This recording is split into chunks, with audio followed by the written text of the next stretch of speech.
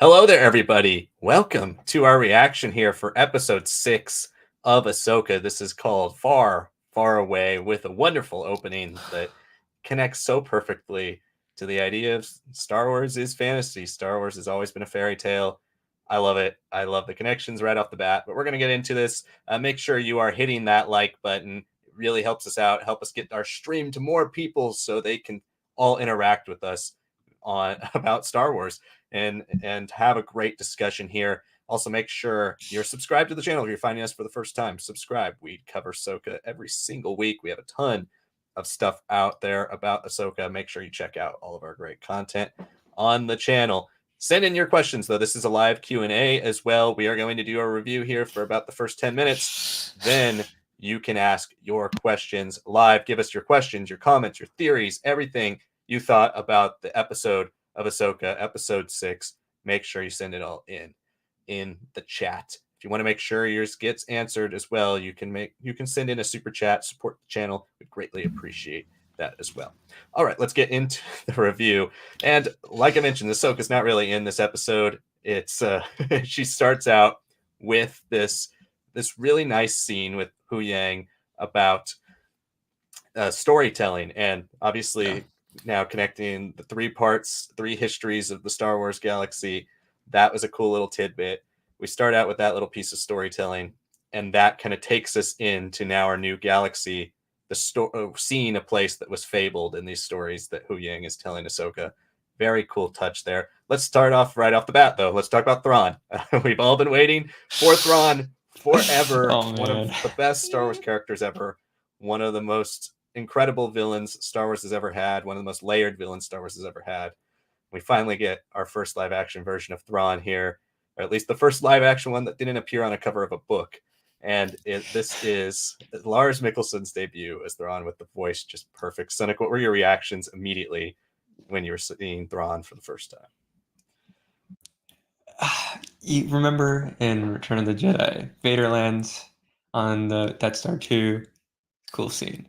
But when Palpatine lands, and you got, I know it's all matte paintings and like little figurines to fill in, half of them weren't even real, but you felt it. You felt like the Emperor was arriving at the peak example of what he could do with his political Sith powers, everything that made him him as a weapon, right? Like he was on the greatest thing he could achieve as a Sith in a way, without needing the Force, but in some ways out of the Force, and his influence on the galaxy and all that.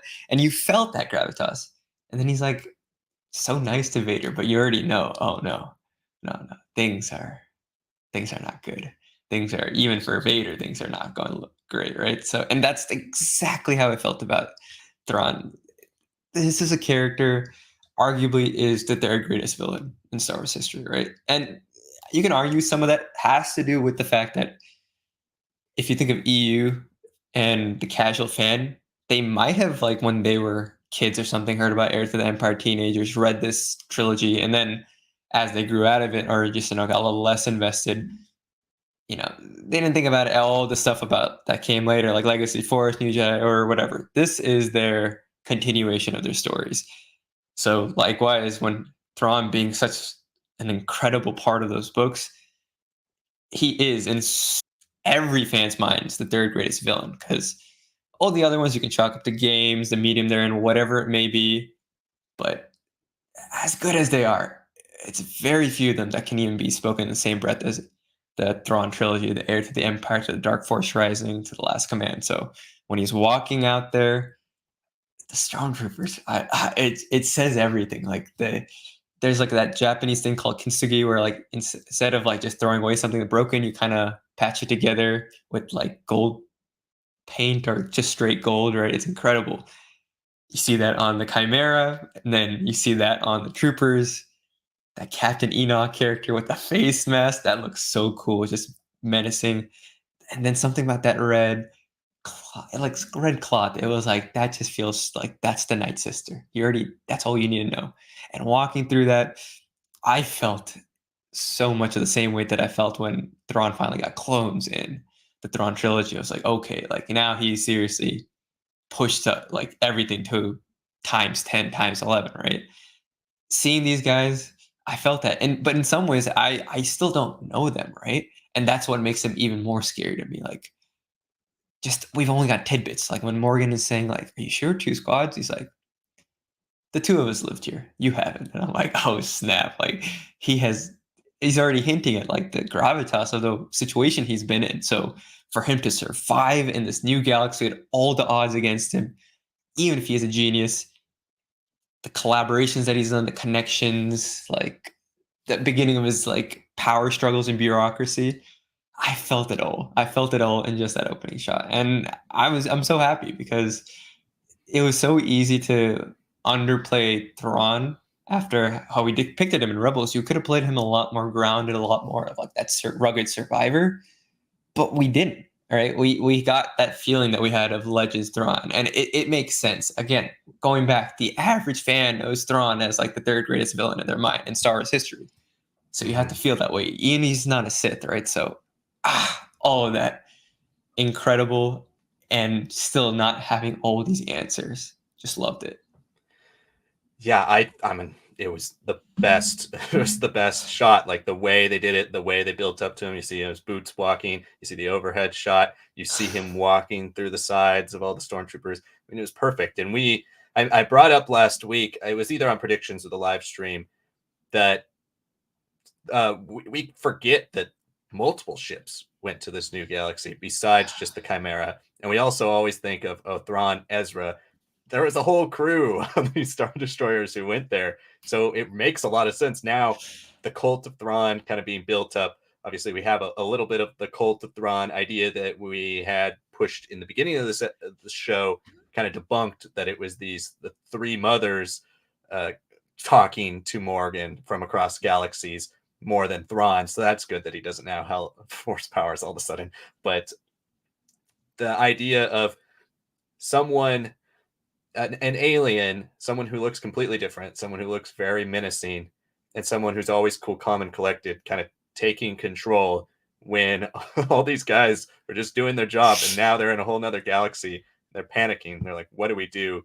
The fact that he would become a cult leader is just out, like very much so in the possibility of what would happen in this type of scenario. For 10 years, this guy is still wearing his white pristine tunic from his admiral uniform, and like he is just so on top of it, so in control.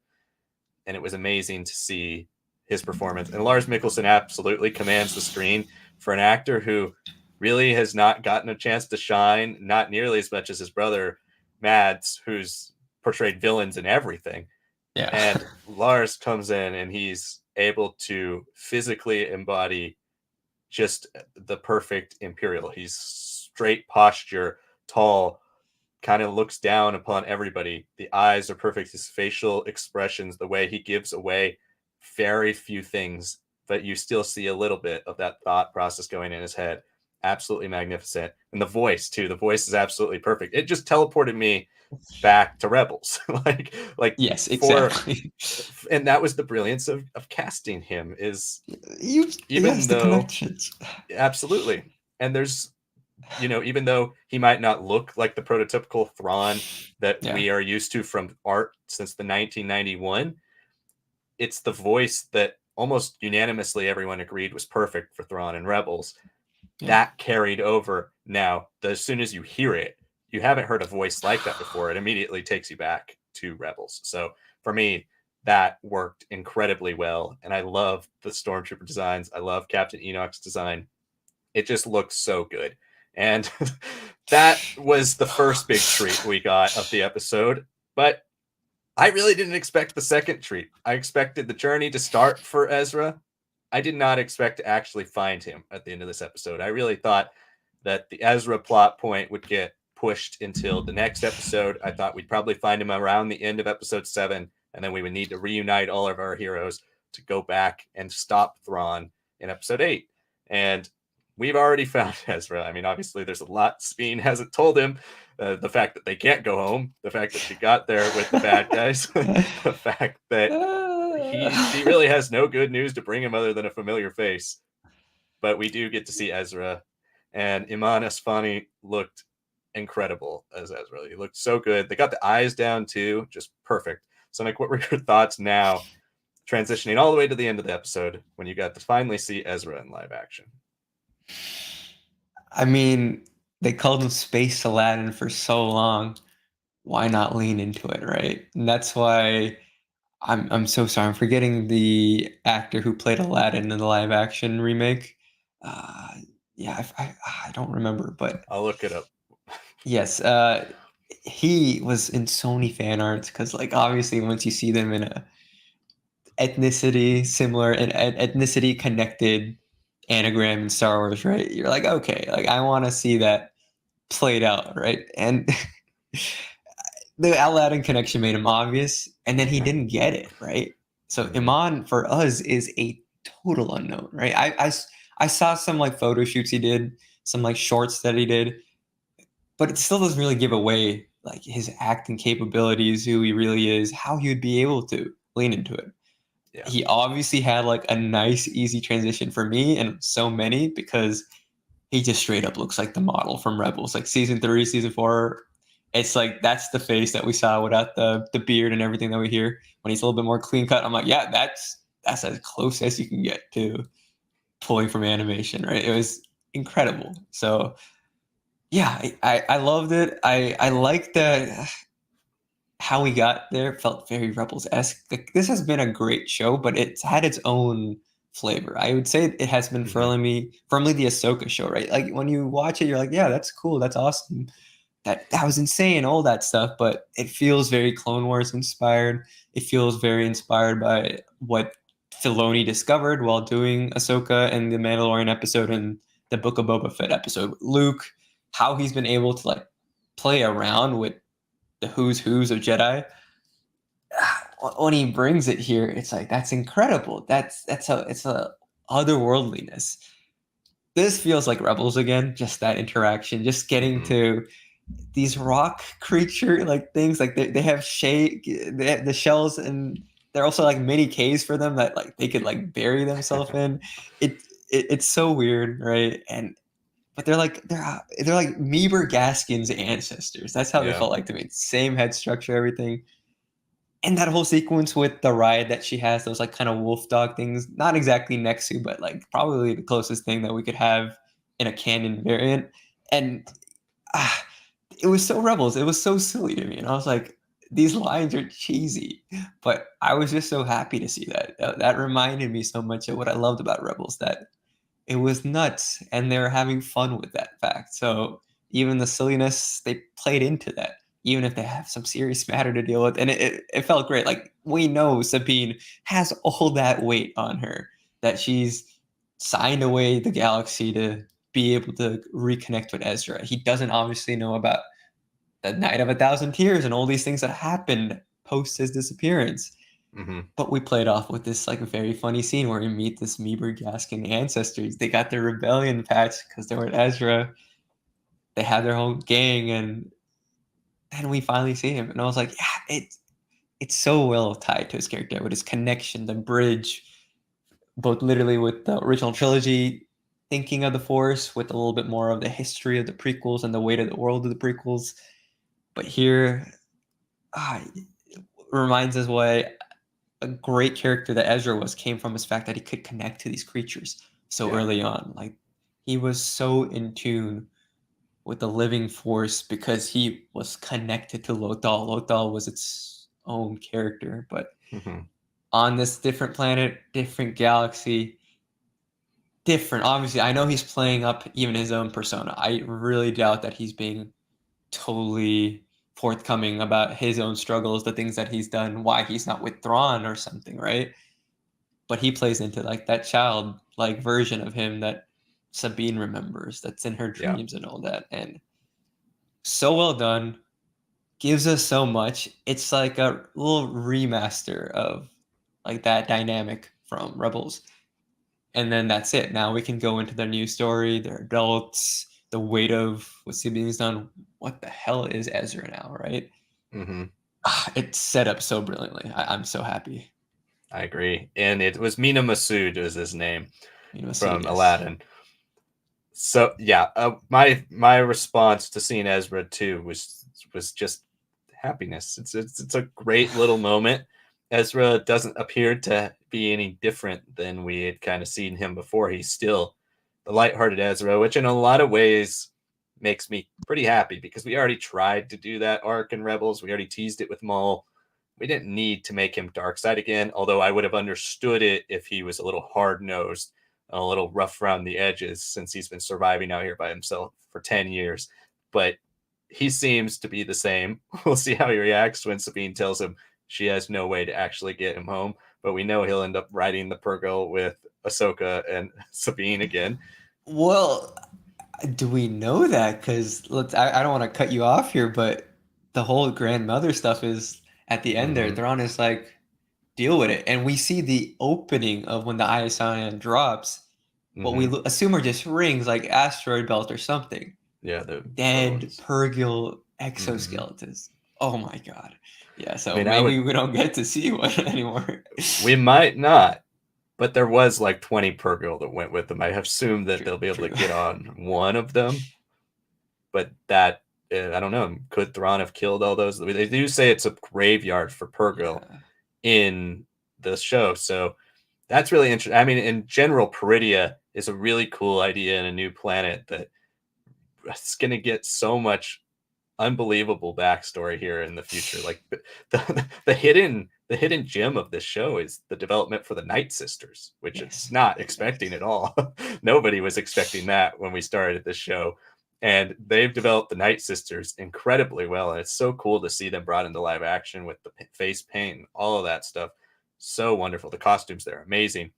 But Yes. I think we're not going to see a darker Ezra. I do think this is it. I think this is the Ezra we know. It's the Ezra who builds up to that moment where he's able to collapse the temple on his family, escaping back to help save the day on the Chimaera. It's the one who is able to move beyond his attachments. And so I'm glad we're going to get to see this version, this team up. And I can't wait to hear about how he eventually separated from Thrawn. Thrawn knows where he is, but like in general, Thrawn, this has been a point I've emphasized for a long time. This is consistent with the books. Thrawn does not care about it. Like he's not going to go get revenge on Ezra. He doesn't care as Yeah. long as it helps his goal of what he's trying to do, he'll do it. But if he doesn't have any motivation, he's not going to waste his time being vengeful. So Yeah. the fact that Ezra just lives down the street from Thrawn and he kind of knows where he is, but he doesn't really care, that's perfect characterization for me with Thrawn. And I think next episode we're gonna get maybe kind of a bit of backstory on their connections through the time we've seen pass and why maybe Ezra hasn't chosen to try to stop the Empire as well if they're building up on the planet. So a lot of cool things to talk about here. And we've discussed the two biggest things, but we haven't even talked about Baylan or Shin. We haven't talked about the plot that Baylan is. I've seen a few questions in the chat about Baylan's plan, and sounds like he's trying to Yes. find a way to go back in time to destroy the Jedi and the Sith. He doesn't want this cycle to really ever exist. So that's Yeah. really a cool new thing because he, in the earlier episodes, he thought Thrawn had that power to give that to him, but really he doesn't care much about Thrawn. He just was looking for a way to get to Peridia. There's a lot of cool things. Let's talk about it in the chat. Start sending in your questions, your comments. We do have a lot to go through. If you would like to support the channel via super chat, please feel free to do so. We would greatly appreciate any support. Okay, let's start all the way back to the top. Haichiko says, "What an episode! Dave is touching all the bases." Absolutely, Haichiko. This is Dave We're Filoni. happy. We are happy. The guy has proven himself again and again and again. And even for a lot of those haters out there that we've talked about who say, oh, he's just building off the back of what came before. This is not Heir to the Empire. This is not the Thrawn trilogy. This Not is at all. just Thrawn. So Yeah. maybe the film will get a little bit more basis once we get back to our galaxy. Once we have New Republic versus Empire, maybe we'll start to see more of the Thrawn trilogy influence in that film. But right here, he's developing his own mythology around the character of Thrawn, his own mythology around characters he's created. and his own mythology around things that have been stalwarts in Star Wars for years, and just continuing to build off of it. So absolutely amazing. Can't say it any better. Just the guy doesn't have to prove himself. I don't think he's even trying to. He's just truly a great learner. And I think the wonderful part about Lucas when he was still developing as a filmmaker before Star Wars took over his life, he was an incredible filmmaker. He had some weaknesses, yes, but if he got to do more American Graffitis, the things like this and that, we would have seen a lot more of the creative filmmaking that he does with his own money that he doesn't show to anybody, he says anymore, right? Like that could have been mainstream stuff that could have influenced cinema as we know it. He truly was a talent. He was working with Coppola. He was working with everybody. Spielberg in some ways was like a contemporary, but this guy had more potential, I'd argue. And then you kind of stumble into this and you're like, well, it's my life now. And we're obviously all here because of him, because he made that sacrifice to really throw himself into this universe in a way that he didn't really have to. But, enough of him wanted to, and I'm sure that he saw our love for that from 77 onwards, carrying into 2023. And I'm sure that's why he let his greatest student, continue whatever he learned. The things that he couldn't show to the world, he couldn't really spend money on, he could at least show those interests, how he applied that to Star Wars behind the scenes with someone like Dave Filoni. And from Avatar: The Last Airbender, from doing some animated stuff before, and now to hear he is truly someone who has a passion for filmmaking. Now, I don't know if he'll ever become his own visionary per se, but I would not be shocked in like 10 something years we're looking at him and saying like, yeah, this is a guy that the world wants for like a Warner Brothers. The world wants for him to like do some of his own things in his own way. He could be like a Rian Johnson at minimum. I think he's got so much potential with his visual capability that he's displayed from the Jedi episode of Mandalorian to now. And we know it's only getting better and better. Just this man truly, I think, personifies everything that Lucas believed about Star Wars, that he invested in Star Wars, that he wanted to continue beyond him. Because at some point the guy had to recommend that, I'm sure. But what better way than passing it on, just like some of his most famous characters, right? Incredible. Yeah, definitely. Enoch, it just left me wanting more. Loving the show. Yeah, glad you're loving it too. It's pretty awesome. Those people out there trying to tell you this isn't great, don't really trust them anymore. No more. No more. Don't be our button. Papa's back, boys. Yeah, Thrawn. Man. So good. So good. Enoch, I also want to Yes, mention yes. one thing. I really like that. I know, like we were talking about the personification in the art style, the imagery of Thrawn from 91 in the review. And I know Rebels kind of leaned into that because he's like fighting against like training droids and stuff. He is pretty physically fit too. And I'm sure, I haven't read Ascendancy, but I'm sure he's physically capable in those books if he has to be. So yeah, when I see him now, I'm like, yeah, no, Lars is just playing him at his age. And I really like that because that's ultimately not what Thrawn has to be. It's a cool thing just to make him a little bit more flexible to storytelling and situations. Yeah. But otherwise, it's his voice. It's the voice that we heard reading the books back in the day. It's a voice we heard on Rebels. He really captured the essence from that textual language and he brought it to an audio level.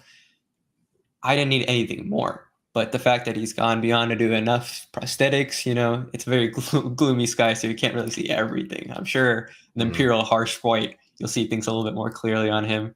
But he looks very much like the Rebels. He's got the little extra forehead design. The hair is pretty similar. Yeah. Yeah, and there's the even a little blue scuff tint marks. to his hair too. Yes, I like that. Tint. And I people were saying it was just black because a whole controversy back in early Rebels was like Ezra has blue hair, and I'm like, no, it must be the animation. It's just like an art style thing, but it kind of was blue. Let's be honest. It's the same thing. So I like that they leaned into it for at least Thrawn. It works into his alienness. If they did that with Ezra, I'd be like, okay. Yeah, I'm glad his hair turned black eventually. Yeah. But no, I agree. Thrawn Thrawn looks good at this age. I mean, and in general, he is older than Anakin. So Yeah. the guy would be in his late 60s, maybe, yeah, around late 60s, maybe early 70s, depending on how much older than Anakin he is. So he should look like this if he just age like humans. I mean, we could have made a storyline where they don't, so that you could have the more traditional looking Thrawn. But if they do, he is pretty old. So, and we have nothing really to compare his aging to, because he's not on, like, he doesn't live into being super old, first of all, but he would be, heir to the Empire would be the same age as this, but he has, I don't know, we don't really have any art to compare it to other than the standard It's a tough drawings one, I on the guess. cover of Heir to the Empire. And then also when they did hire a live action actor to portray him on Survivor's Quest, that's the only other image we have of him, but also Survivor's Quest takes place after he's dead. So don't know if that's like a earlier version. I don't know. We don't have anything that says Thrawn can't look like this, I guess is the point. Yeah. So I'm fine with it. It says Dave Filoni knows his stuff. Absolutely. I think he knows at least about the general Clone Wars, Rebels, TV show universe, and main original 6 movies. He knows more than pretty much anybody, minus maybe George Lucas. Probably more than George Lucas about Clone Wars. Definitely more than George Lucas about Rebels. Allie Martin says, who's the gold helmet? That's Captain Enoch. Captain Enoch is a new character that we don't know anything about. Is announced to, who's he being played by? I started guy from The Expanse, Wes Chatham. Wes Chatham. So I've never watched The Expanse. I don't know anything about his acting, but he is under that helmet and it looks really, really cool. It is very continuing with the Japanese thing. I know you talked about building armor and stuff out of old material, but it just in general looks like a samurai outfit when you wear the faceplate with your armor underneath the helmet. So continuing with obviously samurai inspired design for the show. I thought it looked amazing. I mean, I just love the Stormtrooper designs so much in the show. I mean, this guy's got an interesting history. Like, he's not just some guy that we're going to be like, oh, like a Tamora Morrison, right? Or we're just going to clone him forever. No, he's got some credibility. Apparently, just scanning through his Wikipedia, guys, he was on a film that Denzel Washington chose to film, like I'm presuming some Navy military film about, right? And he was like selected as part of that to do this crazy thing with this incredible actor. Like, Denzel's, when we talk about actors, he's one of the upper tier ones for sure, especially in the modern age. Mm-hmm. But then, he got selected to be in the movie where it was shot, and then from there, he wasn't like apparently Mockingjay Part 1, Part 2 from Hunger Games, but really The Expanse made him this big actor. He's got some legitimate military history too, so he's got like all the experience you could want plus the acting ability. And then now you're gonna give this guy the common man of this universe, right? Just the grunt. He's gonna be able to be like the best of the grunts. He's gonna feel like a Captain Rex equivalent, but for like some very malicious, twisted way. Because everyone else, they might be missing things. They got some thread, but when you got a mask, samurai inspired or not, usually it does feel like it's covering up something. Yeah, scars. Damage for sure. Yeah, in general too, we haven't really seen too many, especially in canon, like cool stormtrooper leaders. Usually the stormtroopers are really just cannon fodder, and so it's nice to get a cool stormtrooper actually with a face, especially in live action. But in arguably the sequel trilogy, First Order, like we have the gold one in Resistance, Crimson from the Cardinal. So I haven't read it. Cardinal in the Phasma book. They've got like Phasma. They've got great designs. I know we have artwork and legends, but arguably just by doing like the bare minimum and just color scheme, they had some iconic designs for the First Order's like faces of their military. Yeah, absolutely. And they've never done it with the Imperials. It's really cool to see them do this. Yeah, D'Angelo. Missed your question. What do you think is calling out to Baylan? Yeah, that is a big question. Kind of talked about it a bit there at the end of the review, but It could be, I mean, it could be anything. It really could. You would expect it not to be something like a Palpatine if it's all the way in a new galaxy. So it wouldn't be that. It could be something to do with Night Sisters. There are a lot of references here. And in general, again, bringing it up for the millionth time, these 3 films all announced at the same time. I think they're all going to have a little crossover. And there's a lot of allusions to what could be Dawn of the Jedi stories. Could it take place on Peridia? There's references to Night Sisters and Jedi, people flying on Purgil, riding around galaxies on Purgil. Stuff like that could really go back to like the caveman days, pre-space travel via spaceship. So what type of forces exist in this galaxy? If this is the galaxy, maybe this galaxy is smaller and it's just a few planets, but it's has a strong connection to the Force. And you have the Night Sisters here. Maybe you have the actual planet where the Sith are from in this galaxy, where you could have the creature, the Sith species. You could have the original home of the Jedi. What's that name of the ship? The triangle ship? Is it Toyor? Something like that. Yeah. You can have all these crazy things. So if we start to get into Dawn of the Jedi territory, like especially the comics, there can be a lot of weird things that possibly could be calling out to Baylan. Or there's still this kind of made me think about this too again, and I don't really want this to be the case anymore, but the original allusions to Sabaoth, right? Just in general, if he was a clone and he was going crazy, just kind of hearing things, there could be that type of storyline going on for him too, where he's kind of leading him in the middle of nowhere. And Shin's already questioning his rule. She's like, I don't really know what you're doing. You seem to talk the talk, but do you actually know anything about what we're doing here? And if they leave with our only ride off this planet and we're stuck here, is the power you're going to be searching for going to actually be enough? There are a lot of things that could be the case. Yeah, I mean, everything that he said to Shin is mildly like an inspirational quote. Nothing like like big, right? Nothing about his like origin and history. And like, look, we dug into it a little bit here, but he didn't like tell who he is to Shin.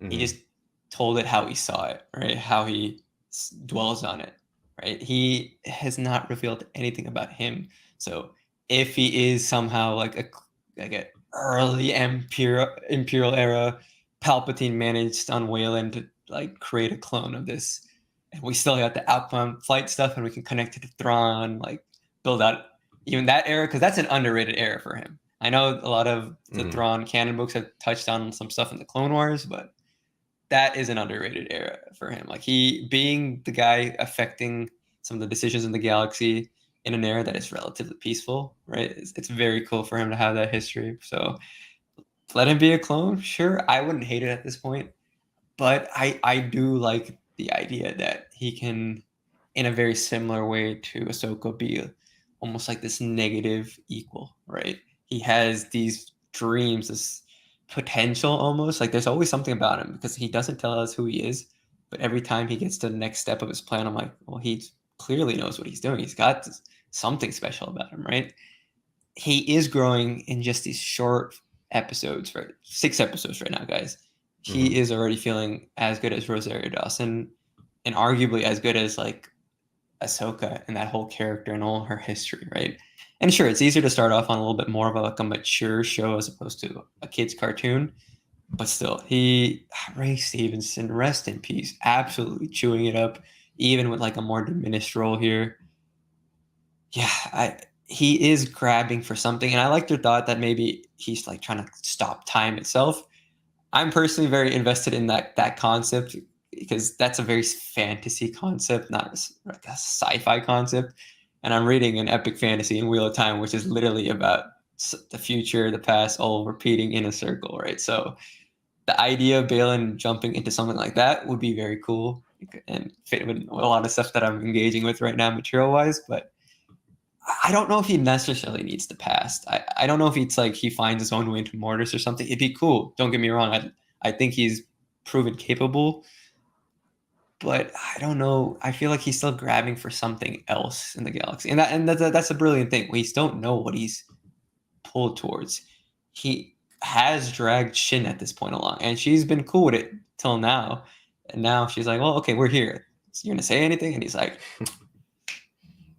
I once saw a bird. And like, that's all it is. Like, he's just saying random stuff, right? And I'm like, okay, cool, but this is avoiding the entire question from someone who, like you have been telling us again, raised post, the Order 66 events. It's a slight comparison to Ezra there, talking about Kanan, right? Like, he is giving some very interesting viewpoints, his understanding, his survival of the galaxy concurrently with a lot of the good, traditionally good guys, some of the bad guys. Yeah, like he has survived to this point, right? And that's what makes him very cool for me. But I don't know. It's just putting him into Mortis feels cheap. Going for something Vong-esque, I don't know if there's any space for that in the show right now for 2 episodes, because as much as I'm not like the biggest fan of New Jedi Order from the stuff that I have read of it, I do genuinely like the concept of an entire galaxy finding its equal, if not some superior, right? So if Thrawn manages to like work as like a party to a New Jedi Order, kind of just squishing that Bantam era to nothing, have his more villainous take from those books, but also be a party to the New Jedi Order events while Luke and Ahsoka and whatever stragglers start appearing, whatever new people start joining, would be great. But at the same time, save it for the actual New Jedi Order film. Tease it here if you want to. Let Thrawn just come to the galaxy with the Nightsisters. He doesn't need to make that grand of a play, because frankly, as well as he seems to have done here in this new galaxy, I don't think he's powerful enough to, like, with whatever troops he had with the Chimaera, go against a Vong-esque power in this galaxy. Which, I mean, if we think connected to Dawn of the Jedi, I honestly feel that Dawn of the Jedi could almost end with the idea of like the people who are in this galaxy populated it from that previous galaxy. Like, it is not just Peridia that's a graveyard.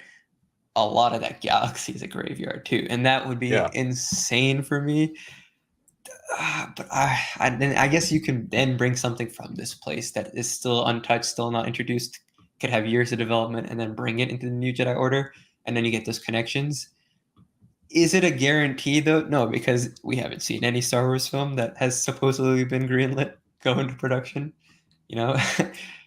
We hope for the best. These 3 feel like they have to happen, and at least this show, this New Republic film, being the finisher, New Jedi Order, because they showed off Daisy Ridley. Dawn of Jedi, even if they delay that or turn into something else, at least 2 out of 3 are coming out. So if they manage to get all 3, what Dawn of Jedi could be with the galaxy far, far away, the stories that Huyang is telling Ahsoka, the concept of like even crazier exponential power was at one point there. We Jedi, as wonderful as we are, as harmonious as we are with the Force, we're like the remnants of that power. And that would be insane to think about, like power scaling too. Because I don't think the Vong, from what I could tell, really ever made use of their galaxy. It was just that they were so massive and just volume, power, strength, that once they enter the galaxy, it's like they could just overtake it, right? They had more force. That's about it. But they never really referenced the galaxy and what the capabilities of this galaxy, what still remains. And I think that's where the potential of a Dawn of the Jedi, if it really does come to fruition, still can connect to these 2 very different eras. Right. That's what I was kind of alluding to at the beginning too of this little rant here we've got, because like it's gonna be, this is the origin point. I think this is the origin point for everything. I think this is if we do Toyor, this is where it is, because like there can be a nexus in the Force where just things are so powerful, creatures are so powerful. Something like Purgil, which can travel between galaxies through hyperspace. There's no other creature in the universe like that in Star Wars. So, and most people don't even fit Purgil or fairy tales. So in general, I love the idea of kind of creating this Dawn of the Jedi story where we can actually be faithful to the old material while also having a lot of that technology that might be further and more powered by the Force, just as lightsabers are powered by the Force in Dawn of the Jedi, just as all the weaponry is powered by the Force in Dawn of the Jedi. I like a lot of the idea that you could have a nexus point in the Force that exists in this galaxy, that everything is so much powerful, and as you slowly drift away from it, things start to unravel. I love that idea, and I think that could be where we're starting here. I mean, I don't think we're going to get Dawn of the Jedi is still a long ways away, and we don't even know if it's written yet. But I think this could be kind of Dave Filoni at least laying some seeds for ideas that could be picked up or maybe have been talked about a lot when it comes to the proposal for Dawn of the Jedi here in the future. So there are a lot of really cool things there. Let's keep going with some of these comments. Inada says there's so much to unpack. Yeah, we've been going for 40 minutes already and trying to unpack it the best we can. Ali says, why is Thrawn a little chunky? Hey, I mean, he is older, so he's got more dad bod style, or really just more older man style body, sagging a little bit. And he's still gonna whoop the galaxy fast. Don't forget, he's looking like that. And imagine him in his physical prime. Like this man, this man is the voice. That's all we need, and it's so good. Yeah, absolutely. He still commands the screen. Turindle says, so glad to see Ezra. Yeah, us too. That was an awesome moment. So touching, honestly. If you've seen Rebels, it works so well. Badasai the Manslayer, really, really good introduction to Thrawn. I missed the organ, though. Yeah, are you talking about the music with that? I can't quite hear the track, honestly, in my head, but organ, I mean, it works for all great Star Wars villains. I kind of in general hear the music from the trailer that we got with Thrawn, the original Rebels trailer for season 3, where you hear that organ theme. So if that's what you're talking about, I can't remember exactly the themes from the episode though. So I've just been taking some screenshots because we've been trying to put it on the thumbnail, bring some of you guys in here too, right? So I have it open still on my other monitor. It is an organ. It's just not organic sounding, right? It's not very classical in nature. It is like almost like a electro organ. It is very much synthesizer heavy, but it's working for me, especially because of the visual of being almost paraded through without an actual parade, just his troops. And just seeing how they look like, you're like, okay, you're meeting someone important. You're meeting someone with grandeur, with something sophisticated about him. It's all there still, all the notes that we felt from that. But I guess I can see why people wouldn't have picked up on that, because it is harsher, and I guess that's also to match that these troopers have not had the easiest time. They are not your old Imperial troopers. There is a reason why. 2 parties, right? That's all that he needs. 2 crews essentially to take down Ezra and everyone else. That's how confident Thrawn is, and he's not saying that without experience, because that's not the type of guy he is. He can overstep, but he's always trying to be as educated as possible. Like even in this episode, we see him tell Morgan, pull everything on her. Like he has not had a chance to deal with Ahsoka, guys. Like, he knows about her. I'm sure he knows about her. He knows about General Baylan Skoll. Why would he not know about Anakin Skywalker's Padawan, especially after their direct interaction? Yes, the level here that we're gonna be seeing is gonna be insane. I hope so. I hope I mean, we're going to get to see the Chimaera in action next episode. So what kind of modifications could he have done to it? I mean, we see a lot of gold. So is gold a very common raw material to find on this galaxy? And he's just like, we're going to use it to fix my ship. There is still just gold naturally from the components that they use, which is like, okay, I guess that's fine. I mean, he's got the gold shoulder pads. So Thrawn's obviously...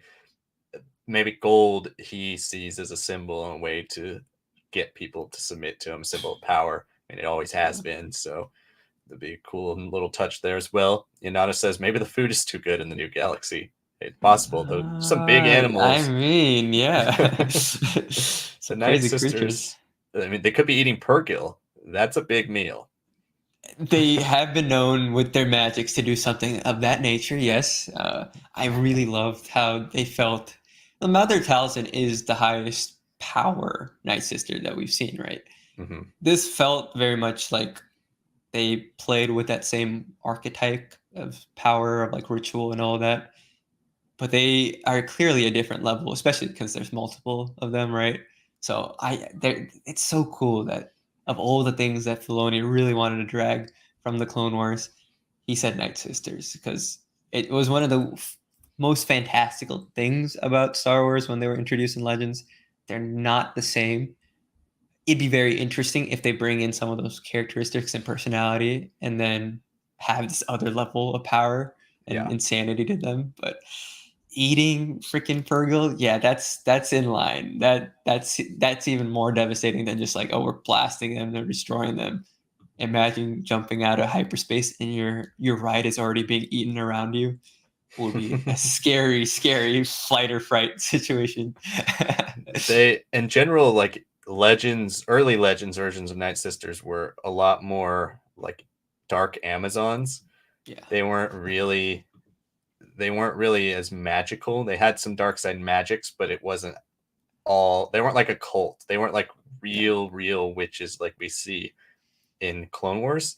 So they've done an interesting job building up them here. Maybe we'll see that progression. Maybe like early Night Sisters are less culty, and then as they start to spread across the galaxy, they get cultier and cultier. Yeah. That would be some cool stuff. But yeah, Night Sisters, I can't believe we're getting so much cool Night Sister stuff. Like in general, as somebody who's a big fan of the dark side and like learning about the dark side, it's cool that we get to touch the idea of dark side magic, because that's something so prominent in Legends, and yet we really have none in canon outside of the Clone Wars and Marin. Yeah, and like it's weird to think about, but Talzin has known Palpatine forever. She gave him Maul, right? That was such a huge dynamic shift from the Amazonian esque warriors to like, we are Sith users, Force users like you. It's different. We may not be exactly equals, but we can respect each other. And that instantly elevates them to like a more high fantasy level esque like freedom, right? In their power and storytelling. And for them to be brought back here and then ancestorized, right? That they're even crazier, more powerful. Like Morgan is relatively low power for what the Night Sisters have been developed in canon with their connections to Palpatine and whatnot. Even if these are some lower tier grandmothers or something, right? I'm sure that even though there's hints of them being like destroyed and eaten out, and that's the power that is being sucked out, right, by Baylan. Yeah, they're not any slouches though. Like let's not forget that the way they've been hinting at them destroying all those Purgle, that's not easy. As crazy as the Night Sisters were power wise in Clone Wars and auxiliary material, they weren't that powerful. Like that's something. Yeah, for sure. So it'll be cool to continue to get to see what the extents of their power are in this show in particular. Like Morgan doesn't seem to really have much power beyond doing this with the map. We haven't really seen her actually fight. So what are the Great Mother's powers? Like obviously Thrawn is talking about the Chimaera will fire on the Purgle with extreme prejudice when they get out of hyperspace, but do the Night Sisters have some spell to bring them down? There's going to be some cool fight sequences next episode for sure. Allie Thomas asks if Sanak is cutting out. I said it was just her, but I don't know if anybody hears any technical problems. Let us know in the chat. We'll try to fix them. I'm on Ethernet. I got Wi-Fi prioritized on Google Home. I should be technically draining the most of the internet connection here in this house right now, but you never know. Streaming is the way we're using StreamYards. It's been pretty good for us, but the long running history for us is that it's not the greatest platform for our recordings. It's not the greatest for like when we first did early gaming. Like if you see Lego Star Wars, that was not working. That was just doesn't really terrible. work on video games. So if you see us right now, we've got a decent system. So it's a bit janky. I figured out how to set it up through OBS, but the stream that we do on YouTube is through their service. So if for some reason StreamYard connecting to YouTube isn't great, seriously stress to us because we're trying to make this a great place for you guys to all gather and listen to our review. But really, the best part about this is that it is a live Q&A, guys. So drop them here, seriously. Like we are foaming at the mouth because there's so much to chew on in this episode, but we don't want to be like, tunnel vision. We don't want to be an echo chamber. Tell us things that you're seeing or things that you thought are interesting you want us to really dig more into. That's the cool stuff about this. That's this being a whole Q&A. So definitely drop everything you want here. Yes, it's insane what we're seeing here, guys. I'm having so much fun, but we're trying to make this the best visual and audio experience for you guys. Yeah, so if there are any problems, let us know in the chat. Ali says the music. Kevin Kiner, the most underrated Star Wars composer for a really long time, especially after in season 1 and 2, he started redeeming himself from the little shakier start with the Clone Wars film. I did not love the music in that movie, but since then, he's been incredible, and he finally gets live action. Yes, I know when we look back at season 1 and 2 Clone Wars, once we really do like a rewatch or something on this channel, I will definitely harp on that. Like, what is this sound? What is this music choice? But the way he's developed, man, Rebels, the way Filoni proved himself as an individual, Kiner obviously produced some incredible stuff that proved that he wasn't just leveraging the old music and what was convenient. He was his own storyteller voice in the Star Wars incredible Mount Rushmore, right? Like, he is doing some great stuff. I want to also shout out his children because I know he's involved them more and more into the team. Like, it's the Kiner team really working on this. You can tell that it's a family affair because the depth of the sounds that we're hearing. I'm sure there are moments you guys all sat down and played music together and recorded it together because we feel that there's such a depth to this music. Loving it.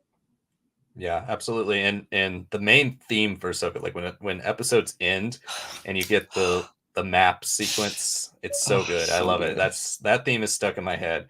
And it might not be as like catchy as the Mandalorian's theme, but it is maybe my most favorite kind of like epic theme that we've gotten. The Mandalorian, that music is catchier, a little more Western style because that's the tone and theme of the show. This needed some fantasy music. That's a great fantasy soundtrack. D'Angelo Navarro says, I feel like Thrawn was a little more mean. Maybe it's just where I'm into the Thrawn books and I haven't rewatched Rebels in a while. In general, I thought he acts almost exactly like he acts in Rebels. And as somebody who's read all of the Thrawn books, he doesn't seem inconsistent with his character. And I think, if anything, he's a little more inconsistent than he is with the original version where he is a flat out villain. But this is very consistent with what Zahn has done with Thrawn basically since the Thrawn trilogy, since Hand of Thrawn all the way till now.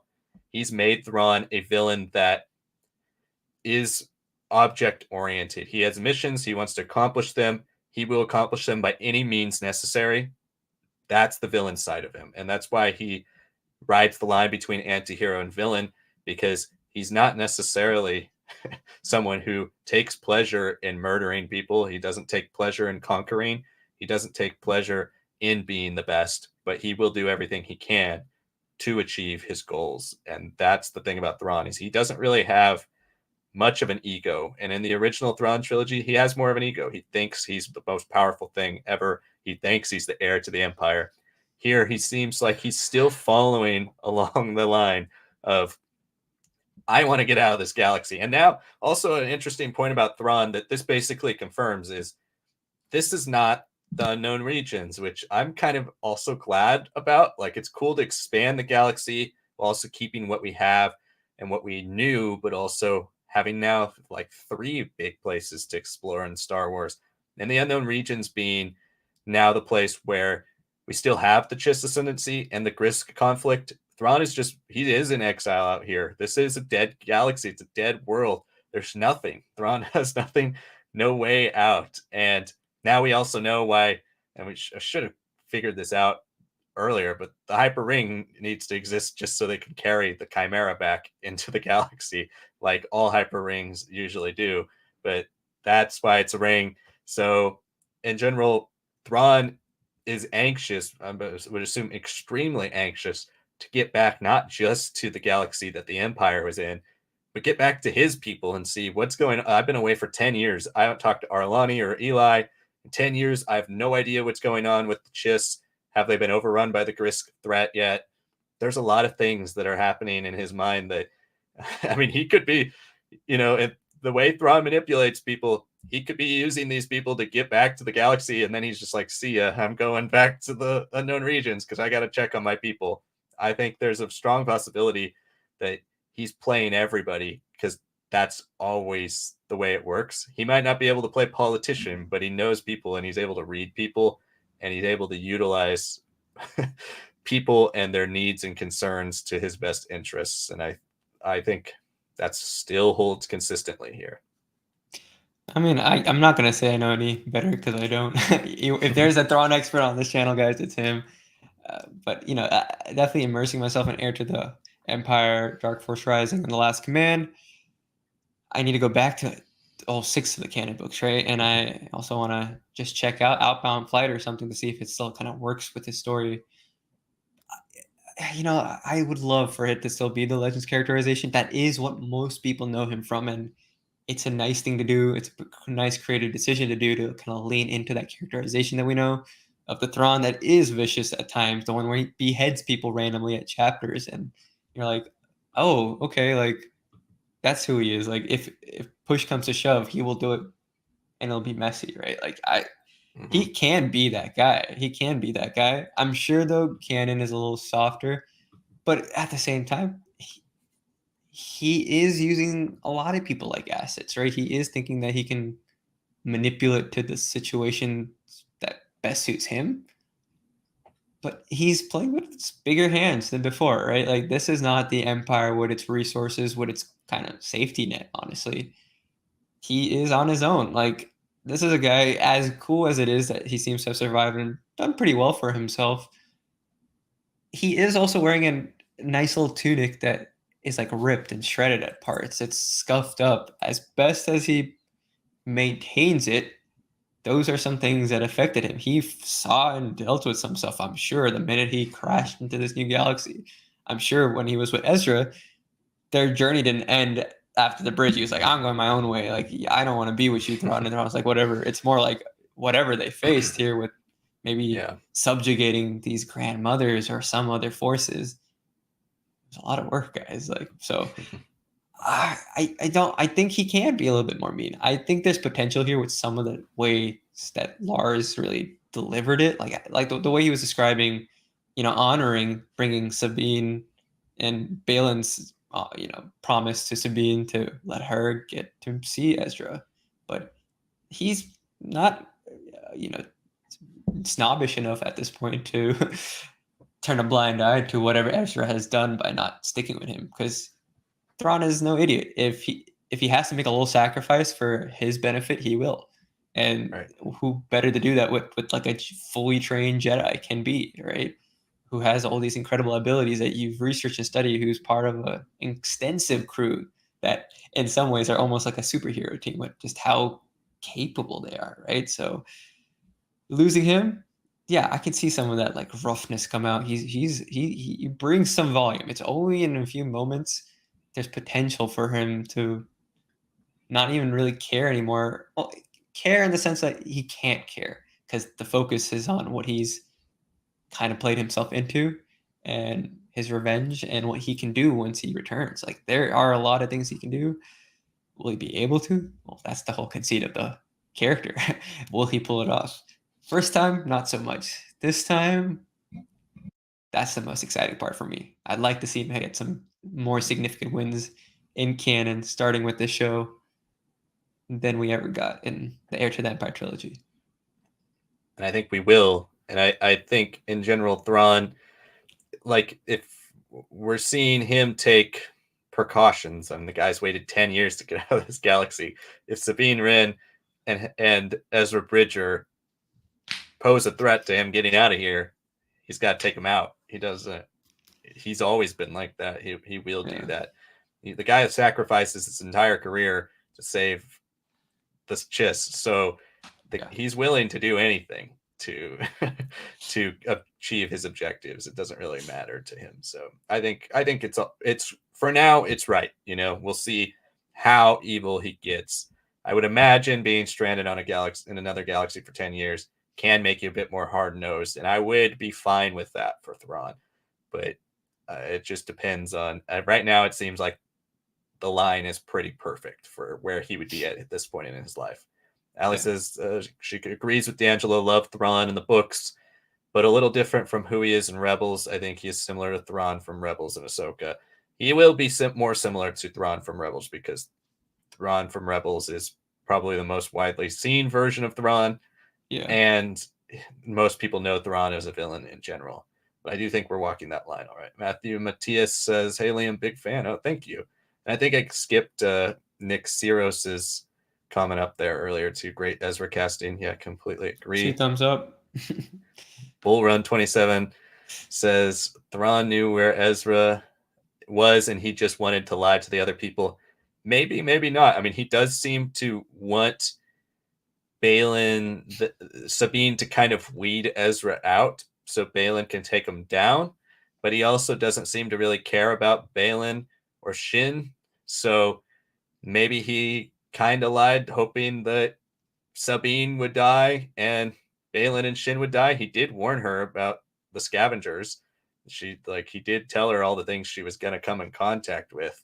So he doesn't outright lie, but maybe he just hopes they get kind of lost out there and he can not have to deal with them and avoid another problem. And that is how Thrawn operates. Yeah. So it's a great feeling to know that Thrawn that we saw in the books where he's tolerating Sabaoth for so long before it's just like, dude, come on. Like, this is not good for either of us. This is a terrible situation. In some ways, kind of playing with what I do know about the more canon version of Thrawn. He's kind of letting situations play out by themselves and just observing. And that's great. Mm-hmm. You know, he's letting Sabine with her snobbishness and all this and that. And like, you know, I really like Natasha's portrayal here. It's very clear though that she is in some ways stuck as a person. She's probably as close as possible to a 16 or 17-year-old, right? Where she was when she lost Ezra. And I'm sure further she got stuck into whoever she was when her parents and her whole plan died, right? So yeah, it'll be so interesting to see, you know, how Thrawn uses that to his advantage. He's already complimented Baylan for using that to his advantage. It's like she has that moment where she like runs up to him through the slits and she's like, "Hey, you had your promise to me."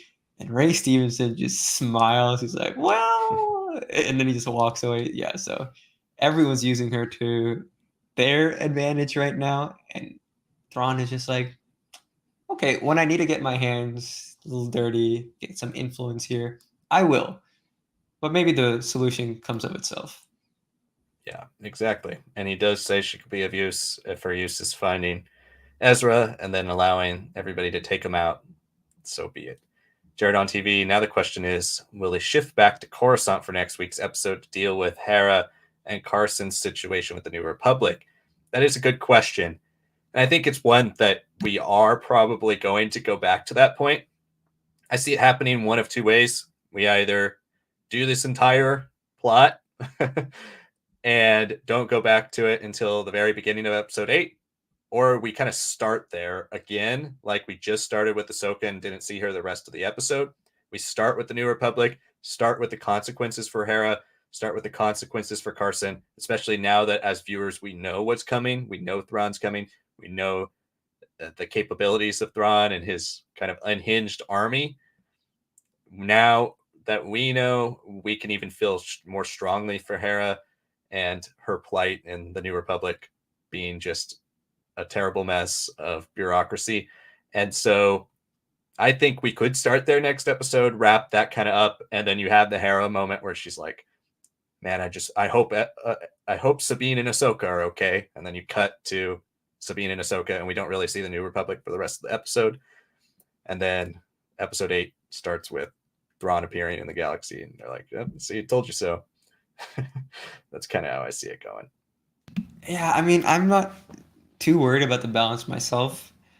I'm kind of viewing this whole season as the same sort of storytelling, the same progression, right? Even if we're starting a little further away than we do in Heir to the Empire, this is still the staging point. Like Heir to the Empire, as wonderful as a novel as it is, and it's so good at developing its steps towards this conflict that in some ways the actual conflict as written in the next 2 books isn't as appealing, right? Because it's just so cool, it's so amazing.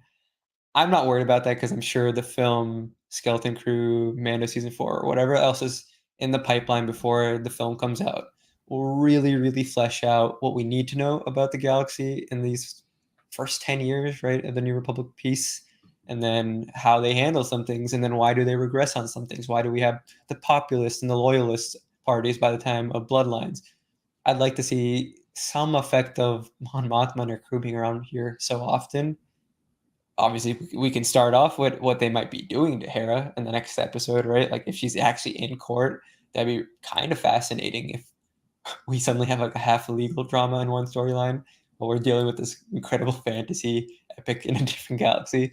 But if this is how the storytelling has to be, if this is the MCU methodology that Favreau pioneered and Filoni and him want to do along with the other creators, so be it. I think it'll be good because by the time we get to the film, even if it's only like 2 hours and 10 minutes, as long as you picked up some of the storylines at least once from watching all these shows, there'll be immense payoff by the time we see the majority of the explosive conflict, I'm assuming, in the New Republic. So, yeah, that film should be great. I hope so. I mean, it's going to be hotly anticipated after what the show is. And hopefully, even the show seems to be doing really well. But hopefully, for those people who haven't watched it, this is the string of episodes we needed, where the first 3, we were all enjoying it as fans of Rebels, as fans of Star Wars. But definitely, they were slower paced episodes. Not too much happened. If you weren't invested in the characters already, they might have a harder time investing you in the characters. But the last 3, I think, objectively, have been fantastic episodes. And we just need to continue that string, because if this show ends and everybody's like, that was one of the best Star Wars shows I've seen, that was one of the best Star Wars things I've seen in a long time, then everybody will watch it and their plan will have worked. So hopefully that all works out. Nick Zero says, where's Zeb? Well, we do know Zeb is working for the New Republic as a pilot, but it is unfortunate we haven't seen him yet. Maybe if the next episode goes back to Carson, we could see a Zeb appearance, possibly. We know he's not really in Carson's fleet, but I don't know. Maybe he could join and help out a friend in need like Hera. I don't know. I It's don't weird even we need haven't him seen to him, though. be with the crew. I just let him be around the events. It's just not in his character to at least be doing something, right? Using his skill set, which is in some ways a little bit more basic than the rest of the Ghost crew, but it's still so valuable. He's a Lasat. Once you have a Lasat, maybe pigeonholing him and as like an X-wing pilot isn't exactly what I expected. I'm hoping his jumpsuit means that he's like a B-wing pilot or something, because I think that'd be very cool for that character. That'd be awesome. But regardless, let us see him. If we're saving him for another show or something where we can really show off his skill set, great. But at least let us have him in the conflict, man. Let us feel like he's still playing his role here, because I get it. I like Carson being the connective tissue. When people are saying like we're actually in the world between worlds, because if Carson Teva can't find you, no one can find you. He finds Din so often, right? Din's like, how did you find me on this like gladiatorian planet of these Mandos? He's like, wasn't that hard, bro? I'm Carson Teva, right? So if he's the connective tissue, I get that, but you can still have him have a few lines. I don't think this season of Ahsoka, if it is truly the first season, should end without having at least like a moment from him. He needs like people to be invested in him. Like he was cool for them at that Mando season 3 finale of that episode 5 or 6 when it happens. But yeah, somewhere around there, right? So yeah, it was 5, I think. It was 5. Yeah, it was 5. I think 6 was the Jack Black episode. I forgot. Yes. Why is that like the most forgettable episode while also being one of the weirdest episodes we've ever gotten? But it also has having like such a major plot point in it. Yeah, like the whole like sovereignty thing of like ensuring that the Mandalorians. What a weird situation. Like the thing is, that's the thing. He's connected to all of this, so it's easy for people to be like, yeah, bring Paul Sung Lee. Like he's great. He's an excellent actor, and he'll bring us like some humor as well. Sure, easy work there.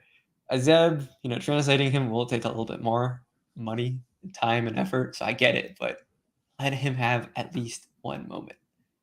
Yeah, absolutely. I think he'll show up by the end of the show. Yeah. I just don't know if he'll be a mainstay, but maybe they saved him because it's expensive. Who knows? It's so weird to create a model for the Mandalorian where almost everyone who sees him will be like, "Who is that?"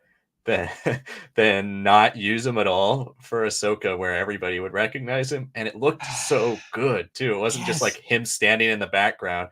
You got Steve Bloom back for it. It was perfect. I loved it. Needed I more. mean, not even that. Like, there's a reason why this design was introduced by Filoni. He's obviously Lucas's pupil, but this was the original like Chewbacca design, right? And you're Mhm. like, well, that wasn't possible in the 70s, even with like costume design or whatnot. It made sense to go with something more like Chewbacca. But for this to translate so well, being so silly and perfect for that medium of animation, incredible. But then why is it not here? That is the question. So I really doubt the rumors of like it not being there. I'm like, no, there's no reason to waste that model in a situation where people that are just the Mandalorian fans will not know, right? This is a show where two fans will absolutely love this, right? It's two groups of fans. Yeah. Let it happen. Yeah, I won't forget when I was watching that episode, I was on a train in Japan and I was like, "Oh!" And then, I didn't everybody's like Yeah. nobody cared. But Don Jones says, "Is the Bendu calling to Balin?" Bendu would be really uh, cool. I'd love to see Bendu in live action. I uh, don't know, like I'm unsure uh, about the properties of the Bendu like teleporting around the galaxy. I mean, he can, I guess. Any being in the Force could show up anywhere, but I makes don't his know what. points. Yeah, it's true. I, Yeah. I would love to see it. I'm sure there's a logical way you could bring in Bindu. I can't think of it off the top of my head right now. But in terms of like Balin wants to find the center, so I like that idea. But I don't think the Bindu would be like, yeah, I'm going to help you stop the Jedi and the Sith. I'm going to just help you completely wipe out this string from the galaxy because the Bendu is more of a passive observer, gives his advice, but he doesn't really take an active role until upon fired upon, and he has to protect himself and his planet. So, yeah, I don't really see it being Bendu, but it could be. It could be. Never rule it out. He could also just be what how weird of a character he is and just he's I like the idea that he's a one of a kind because he's also just so cocky and arrogant at times that I'm just like if there's more of him, I don't know how I could handle that. But if there's like ancestors or something that are like very different usage of the force, Yeah. he's just like some sort of like manifestation slash evolution of them into another galaxy that's you can do crazy things with the force, but having similar species start off in the same way, like the world and how we understood our history changed when we realized continental drift was a thing, that Pangea and all these things were the globe was all connected at one point. Do that with galaxies and use the force. That'd be a great way to still have familiar designs because you can still make this the alien galaxy, but it doesn't hurt to have some like familiarity, right? I like the designs introduced here, but there are definitely elements of like, yeah, a wolf like doggish creature. They're all kind of being going to be the same, have a lot of attributes. Yeah. Like we said, our freaking Colonel, what's Maxon or whatever his name is from D Squad. Those Oh, like Meeber ancestors, Gaskin. Yeah. Meaver Gaskin, like the evolution with like shell on them, or some ancestor, whatever it may be, right?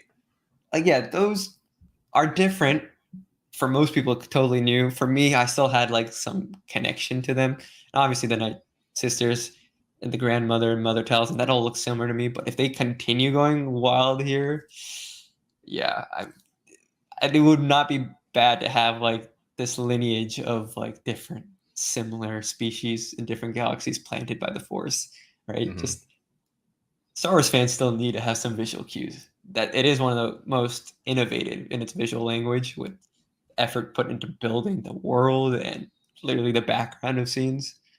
I'm sure they can do that with galaxies too. Could. I would love to see Bendu live action though. I mean, that would be talk about Zeb being expensive. Bendu would be really expensive. I saw he's like a But 12-1 model to for Ahsoka, like in like when they do like the miniature size. So Uh, I'm like, that's massive. The volume is not that tall. Like that's just green screen, maybe. But how are you gonna make him feel like weighty and so ethereal at the same time? Like yeah, movie, not a show. yeah. Hey, I hope this movie gets a $400 million budget. Let's go for it. It won't Dial of make its Destiny money gets back though it. if it doesn't. Sure. Star Wars can get it. That's a better Yeah, $1 billion chance these days. yeah, a lot better. Dopier button. In the subtitles, the stormtroopers are called night troopers. So are they dead and now magic? I like to believe. I mean, personally, I would prefer to believe they're just crazy obsessed stormtroopers who are now part of this cult of Thrawn. And Thrawn, being the survivor he is kind of brought in the Night Sisters to now play this firm hand role and kind of subjugate these people and make them realize there's forces beyond their control. But Thrawn is able to stand up to them. So Thrawn is able to stand up to them so well they're serving Thrawn. So Yeah. I kind of like the idea of them just being inspired by Night Trooper magic, maybe also given weapons of Night Sister's designed weapons, Night Sister kind of enhanced weapons through Night Sister magic. That would be really cool. But they also all could be dead. I wouldn't rule that out. We did see Marok was powered by Night Sister magic, so anything's possible. Thrawn also does make a comment at the end of the episode where when Morgan is like, that's impossible that Ahsoka is alive, and he says, but you should be as familiar with anybody about the ability for Night Sisters and Jedi to both die and resurrect. So I thought maybe at first when I heard that line, I thought, is that a shot like at Morgan? Did she die in Dathomir when Grievous attacked? And did she come back? Is there something there? Or are we just talking about her ability to possess Marok or something like that? There are a lot of cool ideas. I wouldn't discount that these, because that could be like your clone replacement, basically. Yes, Thrawn exactly. had all the clones in the Thrawn trilogy, being that was his army, those were his stormtroopers, and they were basically back then they were just drones. They were mindless. They just did whatever he commanded. So what better than have a zombie army to do the same thing? Yes. But also it loses a little bit of its pomp if like a bunch of zombies are standing there escorting Thrawn. Like we grew up in the Walking Dead generation of like when premiere dramas were like reaching their peak, and then now the streaming era is like the next step. And in some ways, we're still in the infancy of that because they're throwing money at the screen for some insane things. But a prestige drama like Mad Men or Breaking Bad still had some true incredible script writing. And as much as we're praising Filoni and all that, I don't know. Like we're still too early on this to be like, oh, we're just gonna make these troopers all dead because they crashed on this planet and all that. No, because if you really want this to be as equivalent to the delicacy of Zahn's writing, the intricacy of the details of how he literally manages his own supply chain across the galaxy as he encroaches more and more on the galaxy. He's building his galaxy by taking over the galaxy. I'm sure the things that are happening with the Grand Mothers and all that, he's not just like saying, yeah, you can throw some magic at them. I'm sure he's had some component of like what he's worked on with his troopers that have been powered by the supercharged by this magic. Because we saw a lot of them carrying these like not like human-sized barrels, but something that you can maybe grow something in, like almost like mini like tanks or something. Yeah, so I was like, this is where I see the magic's full potential, right? You're using it to power the people he needs, the survivors, the ones who've managed to stay alive this long. Because I'm sure on a Star Destroyer you can have that much more stormtroopers than we saw, right? So these are the elite that we were witness to. Some of them are dead. I do believe that. I think some of them are possessed in the same way Savage Opress was, right? He is a little weaker. He does win his fights and all that. And it'd be very interesting if like Thrawn was like, yeah, Night Sisters, I heard about Taliesin doing this. You mind doing that? I want to see who are the best of the best. And to like use as samples, right? For better flesh and blood clones or something.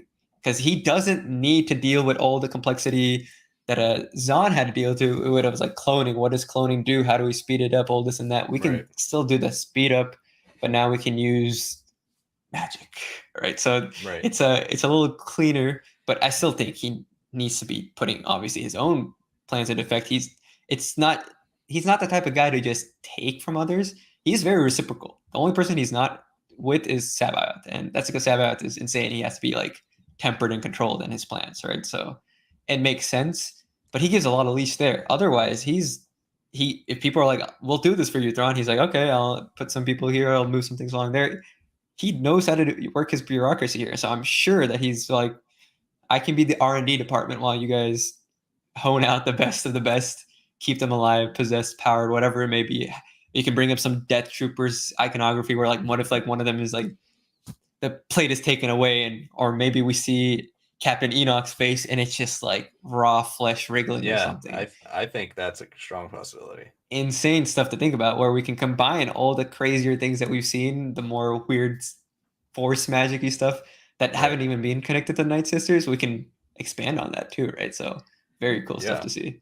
And I think I have a direct comparison for Enoch as well with the Nightsisters. I mean, Mother Talzin completely redesigns Savage's body through Nightsister magic, so she could have done the same thing for maybe someone, a trooper who proved himself to Thrawn. And Thrawn's like, "This is my guy," basically super soldier serum him and turn him into my evil stormtrooper Captain America type thing. Like that would be really cool. And he has that type of like when he speaks in this episode, he has that same kind of raspy, operatic, muffled kind of robotic sounding voice that we heard from Marok as well. So it could be a similar type of enhancement towards that character.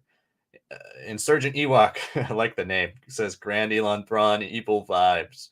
Yeah, I mean, I thought he actually looked less like Elon throughout the episode than he did in that original shot, but he still, you still get the right angle. He still does look like Elon. But I will say one thing as a current major Elon hater. I'm glad that the first shot that we saw in the trailers and everything was not on his bridge, because I feel like Elon would be like, "All right, that's my new profile picture. I'm like Thrawn. I'm some super smart guy on a bridge of a ship." No, it's a guy meeting in the cellars of like some old dead castle that these Nightsisters occupy. That's even he's got some survivorship in there. So I like that we don't just have him just. First of all, he doesn't look like Elon a lot of shots. When he's an Eastern European guy, Elon's a South African. There's definitely differences in how they look, makeup or otherwise. But yeah, I'm glad that he didn't have to have his best work in the shot that would have been easily taken over by Twitter's current overlord. It would be the hottest X profile picture you could get out there. Yeah. Yes. Padme exactly. Says Thrawn at the end asked the sisters to do something with dark magic. Do y'all think they will? What do you all think they will do? More ships? I don't know. More ships. I could see them casting some spell that maybe puts a shield around the planet, casting some spell that could it resurrect some Purrgil out in space that attacked the Purrgil that Ahsoka is going to be flying in. Can they create some weapon, shoot like a lightning bolt in the sky that just kills the Purrgil and Ahsoka has to escape? I think it's going to be some type of weapon more than manifesting ships, but we'll see. I think just the addition of 3 like mother level Nightsisters is pretty crazy considering we only ever seen 1.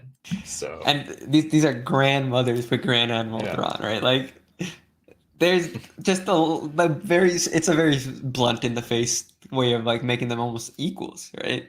They have the same word in the name. I started to get a little worried there at the beginning of the episode too when they show up. They're like, "Where's Thrawn?" They're like, "You will have to wait for him." I was like, "No, don't make me wait 2 more episodes." I was pissed about that for a second.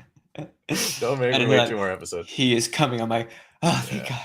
And I like immediately his entrance, right?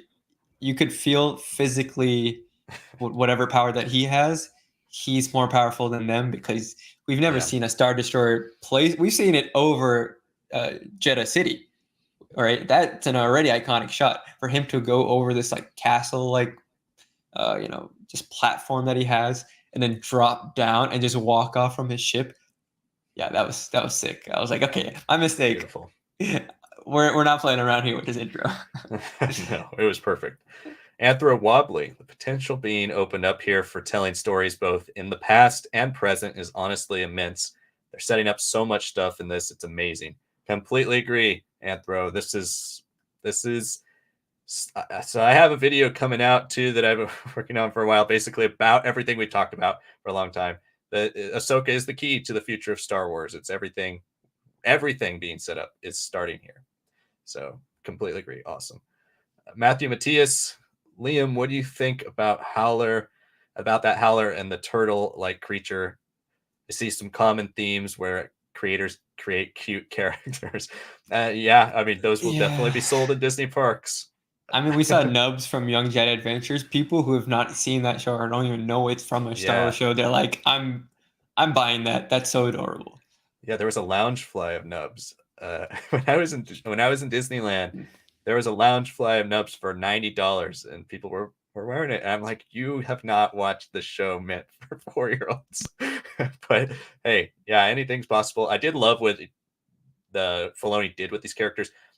You might be, I mean, in general, every single Star Wars project that comes out has a new cute character, right? There's the Porgs in Last Jedi. There was BB-8 in The Force Awakens. They tried to do it with Dio in The Rise of Skywalker. That one didn't really work out much. Then you had Grogu. So all of these shows have something, but Filoni's always incorporated animals into his work. And I think here it's just another way to continue to push the connection between Ezra and the world, and then, versus other characters in Star Wars, because Ezra is so attuned to animals. Yes, it's cute. I did like too. Both of them. It's a cute thing to do too, because it's like a remembrance of like, hey, we did start off Filoni's individual journey in a TVY7 show. Connecting with animals is such a cool kids thing to really be able to explore and understand about our world. But then doing it in this way, in this live action medium, it's like a little remembrance of that, right? Like, I liked what Natasha had to deal with. That is not the easiest thing to act through by herself with a CGI creature. I'm sure she had some animatronics for the turtle guys because they looked a little bit more. Yeah, look, the close-ups did look like puppets. Yeah, when it was like when you saw the gang come together, I'm like, okay, some of them are not, right? I like the way he's using CGI too. I don't know if it's him or his CGI director, but making the choice of saying, hey, some of these are practical. The ones that are like kind of interspersed in this crowd, but maybe a little closer. The rest are CGI. He did it with the clones. It seems like he might have even done it here, and that's a great way to use it. Combining. I mean, this whole Maniverse has been innovating what this whole early streaming era is going to look like. Everyone says streaming is dead. I don't think it's dead. It's just everything's too expensive right now. In 10 years, these things will be incredible. But in a way that the sequel trilogy, maybe we fell behind to the MCU, what they're doing here with a lower budget overall, but like innovating into what the movie budget in like 10 years, once we actually start getting back into the movies, Star Wars will be, again, the technical leader of the industry. I think people have let the MCU have that for too long. And I know they're both Disney properties now, but ILM being so intrinsically evolving because of Star Wars is something I always want to see. I know we have Indiana Jones and all these other things, but Star Wars has always, I mean, the things that we're using on our computers today, like how we're editing on an NLE system, is because of Lucas's investments in 1979, right? Like, that's incredible to think about. I want this to be a show that really showcases, hey, we've had a couple years, pandemic, everything's kind of settled down. I know the writer strike and actor strike is happening. Again, fully support them on this channel, what they're going through as artists who want to go into that industry one day in our own way. This will not be the greatest time, clearly, because the things that studios are trying to do against average, normal people who can't afford things, who have terrible conditions for their workforce.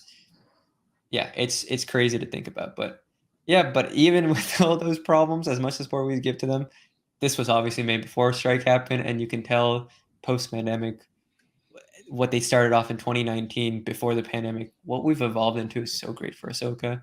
I can only imagine when the New Republic film comes out, because like the technology was used in the Batman, it looked incredible. I can only imagine what the New Republic film is now. I hope you're right. I hope they really double down. I mean, Bob Iger's original approach with Disney was quality over quantity. It shifted with the implementation of Disney Plus.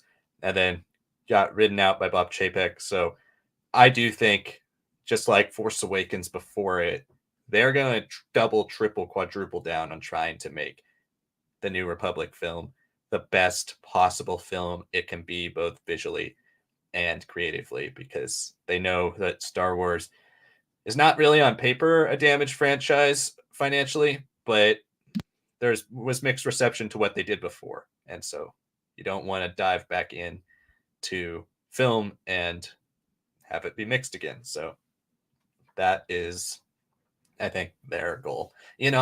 The gold armor and ships remind me of Kylo Ren's helmet in The Rise of Skywalker. Oh, interesting. Yeah, I kind of similar with like the red streaks through it. Do we see super big monkeys or something like the same species? And we're like, are you kidding me? Now there's like an ancestor to the guy who made the Kylo Ren Ford's mask. Sure, why not? Hey, anything's possible in the new galaxy. You never know. So we're gonna start wrapping it up here pretty soon. We're at about an hour and a half, so make sure you send in your last few questions. If you want to absolutely make sure you get one on the show, send in a super. We'd greatly appreciate your support. All right, next, Matthew Matias. Why is Dave being such a tease? Sabine is force sensitive or not? I don't think he's teasing in this episode particularly. I think in general, that creature was a little more like a dog, so it kind of obeys the commands she sees the way it obeys the stormtroopers as well.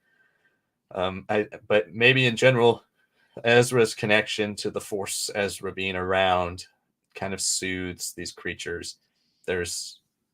I don't think we're seeing Sabine really be force sensitive. It's not like she walked up to the creature and like put her hand on it and then closed her eyes and then felt for a moment and then it just calmed down. She was stern and yelled at it. So I don't believe there's anything about force sensitivity here. That's all her personality, right? That's the rebel Sabine, like coming out like, don't cross me, like I'm a good person, don't be mean to me. And it was silly, right? That's kind of the whole point of some of her more tender tantrums, right? They're a little silly too when you really think about it. She's no much older than Ezra. She's like a year older. She's not that much mature. She's also crazier as a Mandalorian. So right. It's just I liked what they did there, but again, no, it's not the Force. Some visual fake outs, like when they're like the Jedi, the Grand Mothers are saying, right? And she's like, not me. Like it's definitely them, right? And she smells of Jedi. Yeah, she smells of Jedi. I can see that.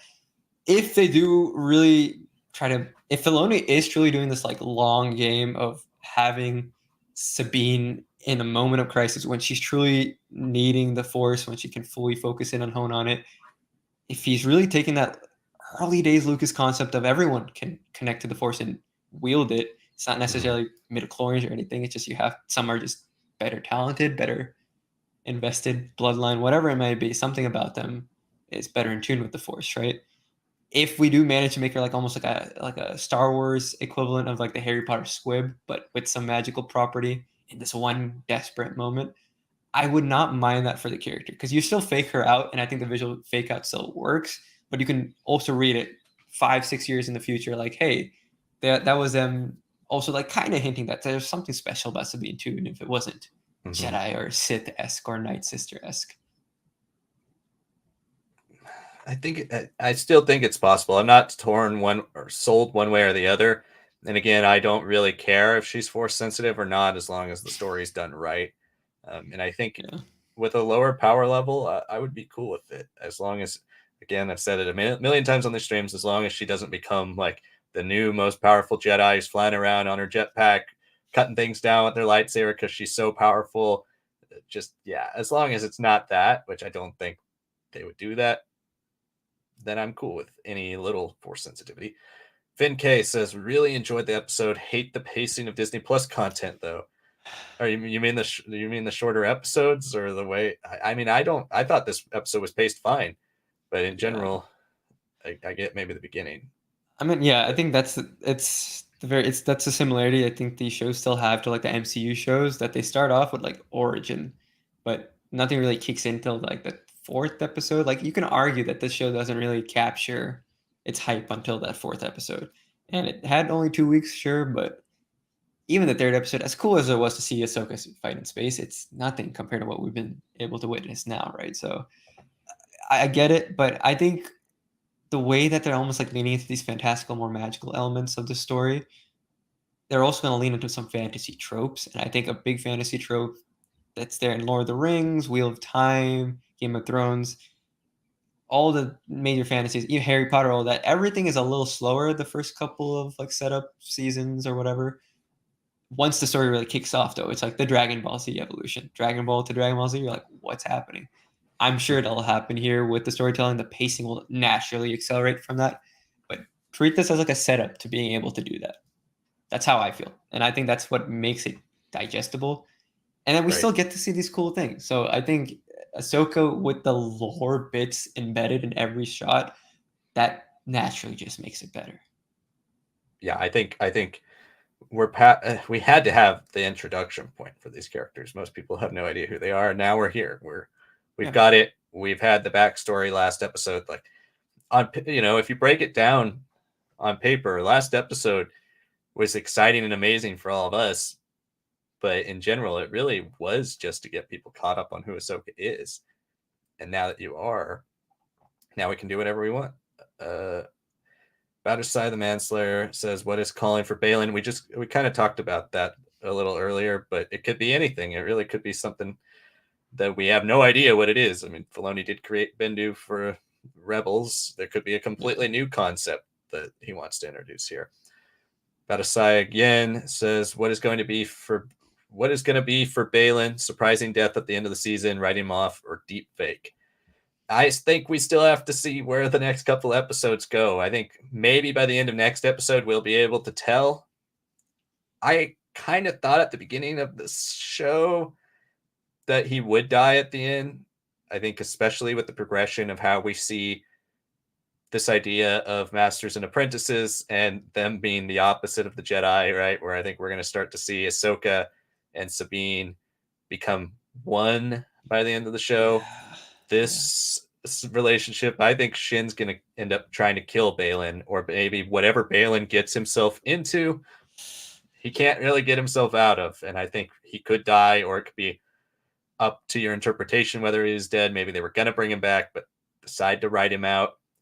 But I think deepfake would be absolute last resort. I do think we would recast over deepfake. I agree. I think the recast is going to happen. If anyone, you can argue, has suffered from the pacing, like you were mentioning, Finn K, I guess it would be Baylan, because he's the one who has the most potential richness to be the foil to Ahsoka.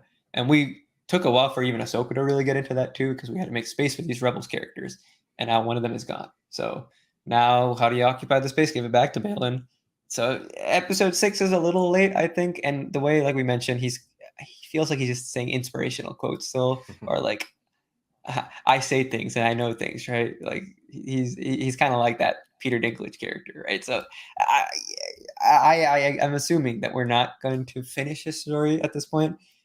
Now, of course, the next episode could accelerate it and it could be finished here, and he could have like the weight in the whole plot that's been built up and really pushed into acceleration by Ahsoka. He has like the ultimate level of like a Gideon, but I don't think we want to do disservice to him being an Order 66 survivor. We've seen them in games, books, and shows. It's been great, but we need time with them to really justify it. It took me really until the end of the first game of like Jedi Fallen Order to really feel like Cal was worth being another survivor. It took me till season 2 of Rebels to really feel like Kanan and Ezra being Jedi was worth it, right? And the potential problems that created. We need that from Baylan, even if he's like, I'm not a Jedi, I trained you to be something else, like to Shin. We still need to see what he thinks of himself. He still hasn't really revealed that. And I think, unfortunately, we won't see that Ray Stevenson. I think it would be interesting if we get a little bit more tied into like whatever he deals with maddens him. I think that'd be pretty cool if you want to bring that more of that Sabayoth personality of like things suddenly accelerating with his deteriorating mind. I'd like to see maybe some of that happen with him, with whatever he encounters, whatever he gambles on. That'd be cool. That'd be honorable of like that book. But I would also still like them to be sane and still be this compelling villain.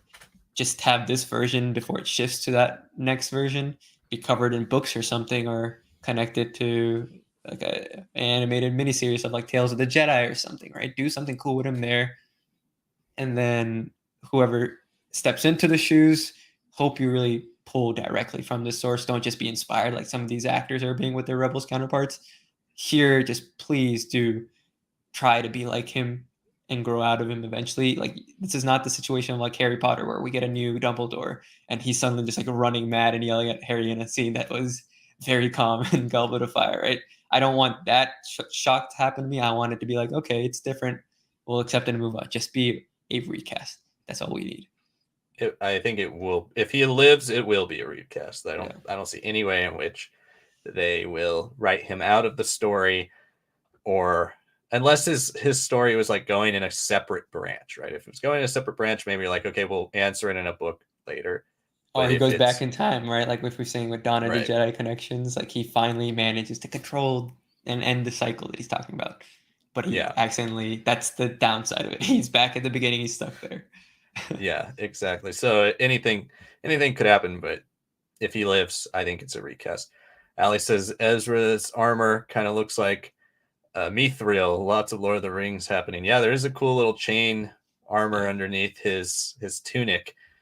That is pretty sweet. Hopefully, it does come into play. It might just I mean, be I'm assuming he pulls it costume. from like the grunts that is the, well, not the grunts, but like the horsemen, the cavalry that uh Sabine fights off, right? And she does pretty Mhm. well with the lightsaber. It takes her to use the lightsaber, and I'm sure Ezra with the Force, even without the lightsaber, it'll be a little bit of a challenge. But I'm sure maybe he would even is friendly-ish with some of them. Like, it'd be pretty interesting to see the players involved in this like mini Cold War between him and Thrawn, if that is a thing, who kind of like share some alliances. What are some things that they have to like negotiate on? That'd be pretty cool to see Yeah, like what footholds he has in the cracks of Thrawn's persona of like, oh, I'm coming back to conquer the galaxy, right? Stuff like that. It'd be cool to see that what he's got planned, because I mean Thrawn's willing to just leave him and now and Sabine here, right? Or kill him, right? He's kind of closing all the doors on Ezra. He might open it again if Ezra survives, and he'll be like, together then.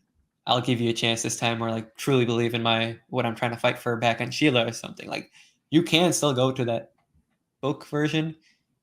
Now, will that happen this season? No. I said we need more time than I think. If we dig into something that deep. If it's not that deep and he's trying to keep him abandoned and closed off here, then sure.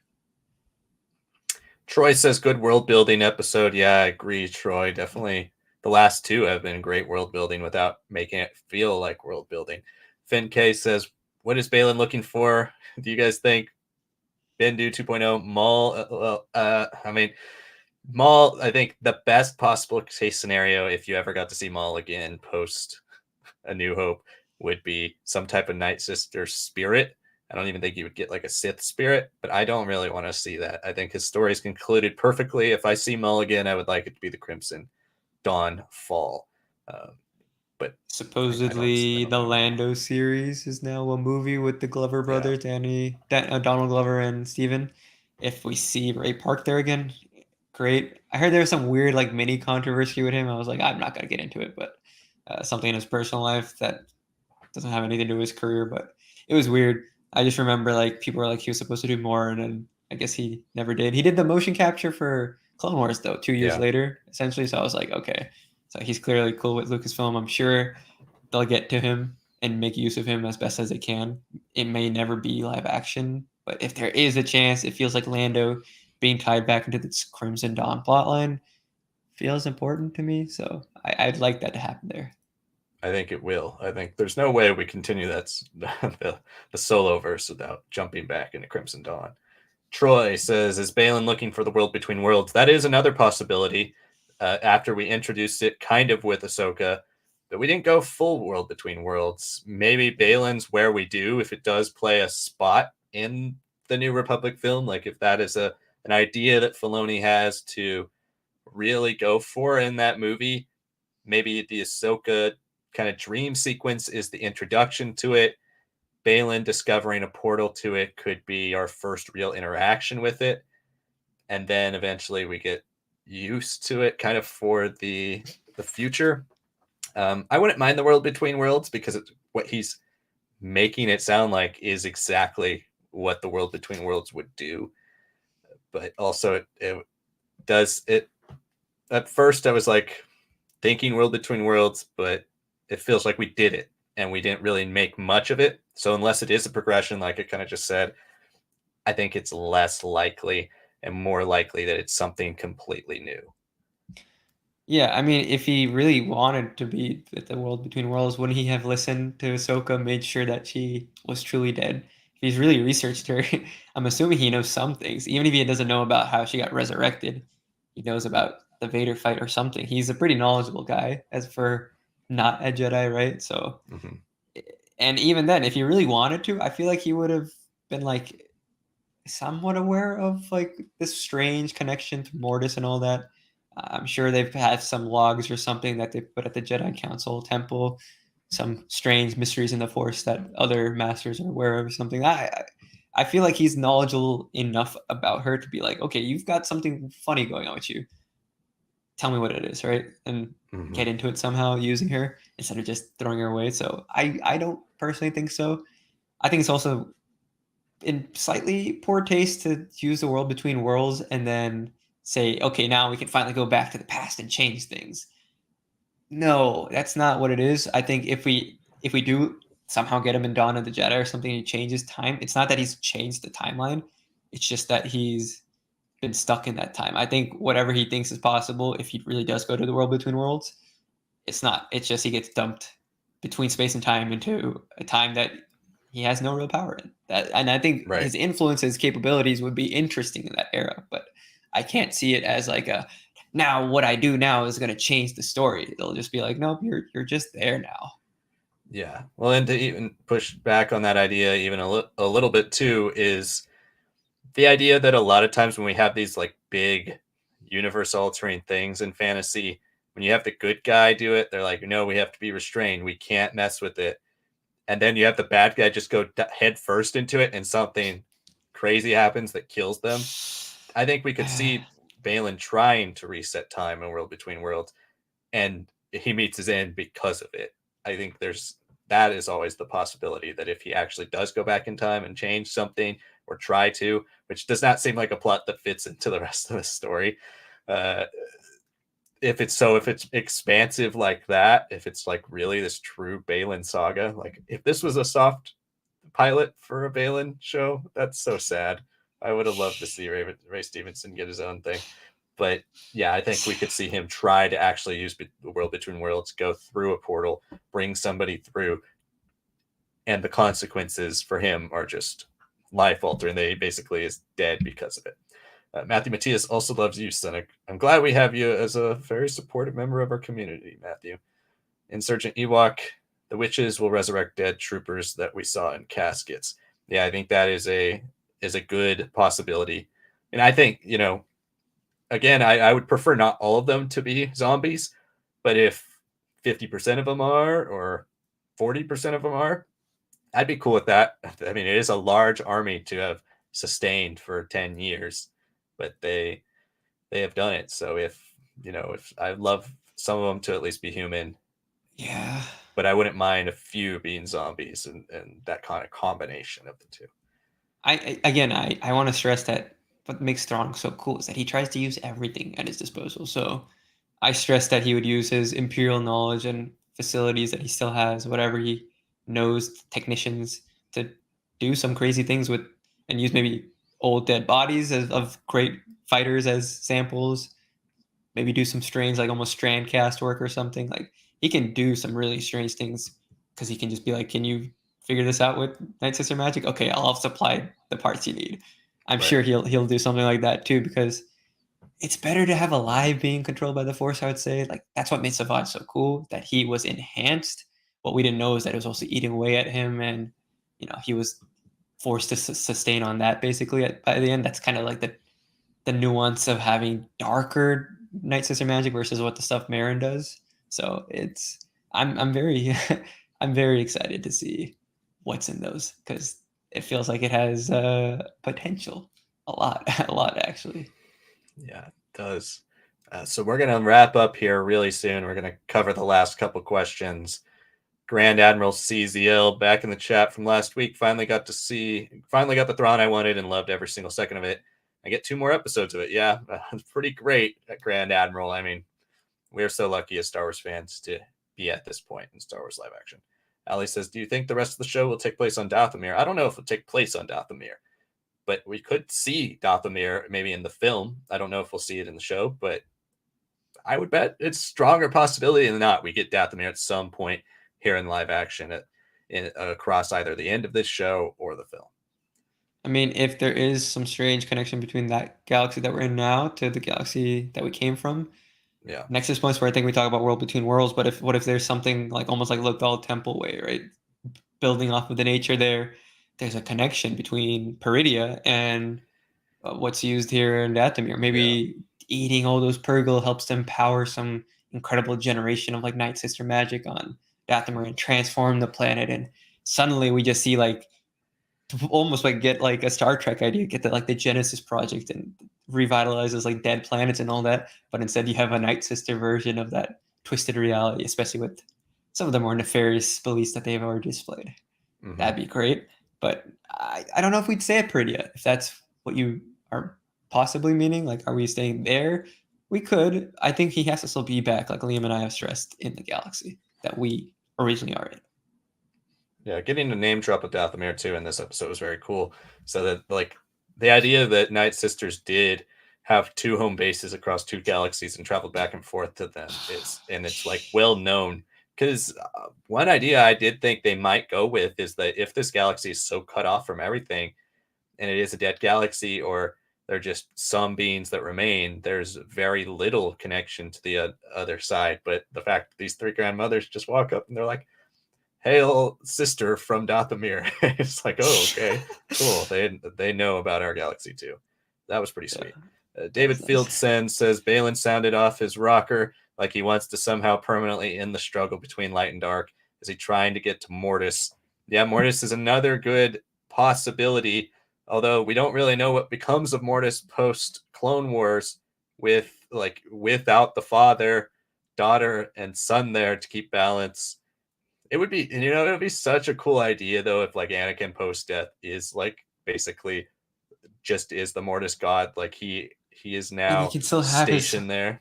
Own issues and struggles. That's what helps us connect to like something like Shadow of the Sith, right? Like why is he Pain? Why is he on Exegol through Tython? Like what is he? I don't want to say too much more because that like potential, man. Yeah, it's so cool, but it could be Mortis. It could be anything. Could be World Between Worlds. Could be Mortis. I think any of these things that more particularly come from Clone Wars or Rebels have a stronger possibility than any other theories we have out there. I'd love to see Filoni create something new in terms of it being some type of weapon that could go back in time enhanced by Nightsister magic, something like that. But because the World Between Worlds, as much as I want to see it used more, is very scary for what it means, right? Like I thought its use in episode 5 was perfect.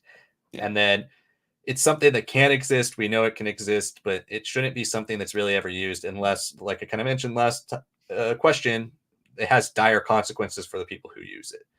And otherwise, I would maybe prefer Mortis, but we don't even know. Mortis doesn't really have any connection to time and space either. It exists outside of time and space, but it doesn't. Nobody was able, or at least we didn't see it there, able to turn back time or travel beyond. So. And it's so different in Clone Wars because it's almost like Tor-Ur, the way that it's like it manifests in front of them in space and then they're back in like 5 seconds later, right? Just like a radio disconnect. That's all it felt like for the clones, like Rex. But then Rebels, we see Lothal, clearly the temple has a connection to it, and like we see Ezra literally enter through there as a nexus point, right? So are we gonna do something like that? Yes, it's a very strong possibility, more so the Rebels version than the Clone Wars version. But like Liam's stressing, I think why settle here? You're already doing some incredible stuff. Why settle? Yeah, I'd love to see new stuff. Matthew Matias says, can we see your guys' lightsaber collection one time? Yeah, that could be a video, sure. I got one, so I need to invest. That's what I got. It's so low quality, but has enough meaning that it's cool to have. but it's not like a model like the one you always see creeping behind like Liam's corner when over of his shoulder when we're like recording something, right? I need to invest for something like that. Is it a character specific lightsaber? Or is it It's just a like Yoda one. It's a Yoda one, okay. so Okay. it's more unique than the typical cheap saber, but it's the story that matters to it more so than the build quality. Well, then, yeah, that could be a video for the future. We're gonna wrap up here. Last few questions. Where was I? David Fieldson. Can't believe we saw Thrawn and Ezra before we get to see Zeb. I mean, we did get to see Zeb technically first, but not in the show. Yeah, I wish we had Zeb a part of the crew a little bit. Ali says D Squad. Yeah, Meeber, Gaskin. I think that's George Lucas's favorite episodes of Clone Wars. Mav 11 promised Sabine by Baylan he would lead her to Ezra, but never said alive or dead. Yeah, I mean, typical villain stuff. I thought he was going to say that, honestly, to her when she was saying that in the cell.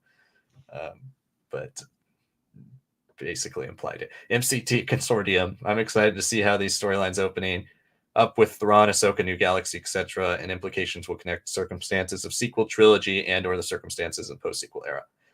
Yep, that's what we're dealing with. We're going straight into it, MCT, because this is the bridge. This is the start of the bridge between everything.